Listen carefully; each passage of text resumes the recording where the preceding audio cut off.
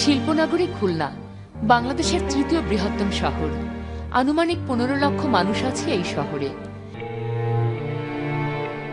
বিভিন্ন মিল কারখানাকে কেন্দ্র করে এখানে গড়ে উঠেছে অধিকাংশ মানুষের কর্মক্ষেত্র, যার বেশিরভাগই নিম্ন আয়ের শ্রমিক। খুলনা সিটি কর্পোরেশন এলাকার প্রায় 650টি বস্তিতে নিম্ন আয়ের এসব দরিদ্র মানুষেরা বাস করে। 1971 সালের স্বাধীনতা যুদ্ধে সবকিছু হারিয়ে উদ্বাস্তু হয়ে পড়ে এদেশের অসংখ্য মানুষ। আশ্রয় নেয় তারা রাস্তায়, রেল স্টেশনে।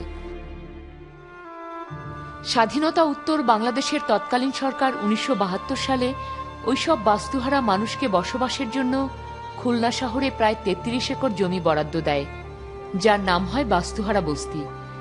এই বস্তিতে বর্তমানে 1800 পরিবারে প্রায় 8500 মানুষ রয়েছে। বস্তিটি গড়ে ওঠার সময় কিছু টিউবওয়েল স্থাপন করা হয়েছিল এখানে, কিন্তু ধীরে ধীরে জনসংখ্যা বৃদ্ধির কারণে ও সংস্কারের অভাবে অকেজো হয়ে যাওয়ায় তা বস্তিবাসীদের পানির চাহিদা পূরণ করতে পারছে না। অন্যদিকে পানিতে অতিরিক্ত আয়রন, ময়লা ও দুর্গন্ধ এবং লবণাক্ততার কারণে ব্যবহারের অনুপযোগী হয়ে পড়েছে কিছু টিউবওয়েল। তাই অনেকটা বাধ্য হয়েই এই অনিরাপদ পানি পান করতে হচ্ছে এখানকার মানুষদের।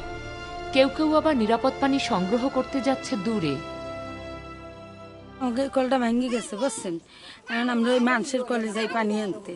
ওই কল দিয়ে কাদা ওঠে, ওই কল দিয়ে আনি, ওই যে গুমুট ডেঙ্গাই মেঙ্গাই যাই মানুষের গালাগালি শুনি। বৃষ্টির সময় পর্যন্ত পানি হয়, গুমুট সব একসাথে হয় না, পানি গু হেডি আমরা পাড়াই যাই তাই পানি আনি নেই, হেডি আমাকে সমস্যা নেই, হেডি খাইলে অসুবিধা না। সুস্থ থাকার জন্য নিরাপদ পানির পাশাপাশি স্বাস্থ্যসম্মত টয়লেটের গুরুত্ব অপরিসীম। কিন্তু বাস্তুহারা বস্তির এই বিপুল জনগোষ্ঠীর জন্য নেই পর্যাপ্ত স্যানিটেশন ব্যবস্থা। কিছু ক্লাস্টার টয়লেট এখানে থাকলেও সেগুলো অনেক পুরনো এবং ব্যবহার অনুপযোগী। নেই কোনো পয়ঃনিষ্কাশন ব্যবস্থা, ফলে মলমূত্রে উপচে পড়ছে সেপটিক ট্যাঙ্কগুলো। তার পাশ দিয়েই বস্তিবাসীদের চলাফেরা। কোনো কোনো টয়লেটের ময়লা আবার চলে যায় ড্রেনে। ঘরের সাথে লাগোয়া এই ড্রেনগুলো অধিকাংশ সময় ঘর গৃহস্থালির আবর্জনায় পূর্ণ থাকে, ফলে বৃষ্টির দিনে জলাবদ্ধতায় অবর্ণনীয় দুর্ভোগে পড়ে এখানকার বাসিন্দারা। বেশ বড় একটি পুকুর রয়েছে এ বস্তিতে। পুকুরের চারপাশে অসংখ্য ঝুলন্ত টয়লেট দেখে সহজেই অনুমান করা যায় এটি যেন বসে আছে সব মলমূত্র গ্রহণ করার জন্য। জায়গার অভাবে কেউ কেউ থাকার ঘরের মধ্যেই কোনো রকমে তৈরি করে নিয়েছে টয়লেট। রান্না, খাওয়া, ঘুমানোর কাজও চলে একই ঘরে। মলমূত্র সোজা গিয়ে পড়ছে বস্তি লাগোয়া ড্রেনে। রোগ ব্যাধির সাথে নিরুপায় বস্তিবাসীর এ যেন এক সহযাত্রা। আমার এই 10 জায়গা, আমার আর কোথাও জায়গা নাই, বাধ্যই আমার এই ঘরের ভিতরেই ল্যাট্রিন দিতে হয়েছে। তাই ল্যাট্রিন দিয়ে আমি খুবই কষ্টে আছি। আমি ঘরের ভিতরে ভাত খাই, ভাতের ভিতরে মশা পড়ে, পায়খানার ভিতরে দিয়ে মশা আসে, মাছি আসে, আইসা ভাতের ভিতরে পড়ে, থালা বাটির ভিতরে ইন্দুর সুসা হাঁটে, ওই ল্যাট্রিনের ভিতর দিয়ে যাইয়া মাইয়ে পোলা আস্তে আস্তে ইয়ে হইতেছে, অসুখ বিসুখ হইতেছে। কয়দিন আমেশা হয়, কয়দিন জ্বর হয়, ভালো থাকে না।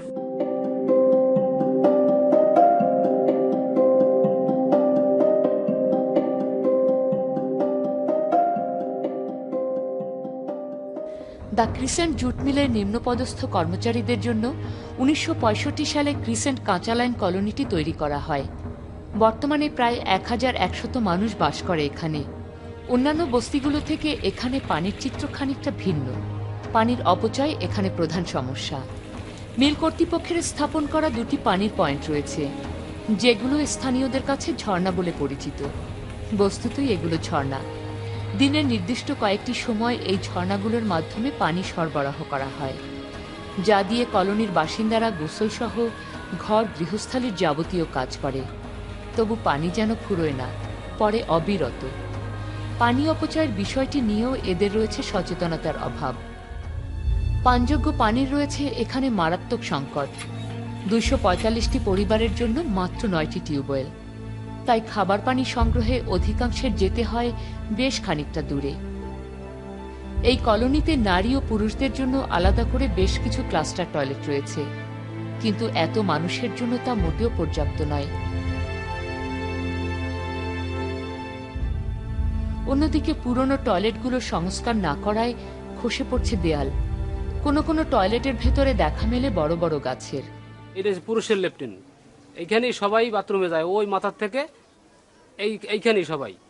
তারপরে ওই দরজা নাই, বদনা সামনে রাখিয়া সে ভিতরে বসে, যাতে আর একটা লোক রুমের ভিতরে না ঢোকে। দরজা তো নাই, এই জন্য বদনাটা হয়েছে যাইয়া ওই দরজা। স্বাস্থ্য সচেতনতার বিষয়টি এদের কাছে একদমই উপেক্ষিত।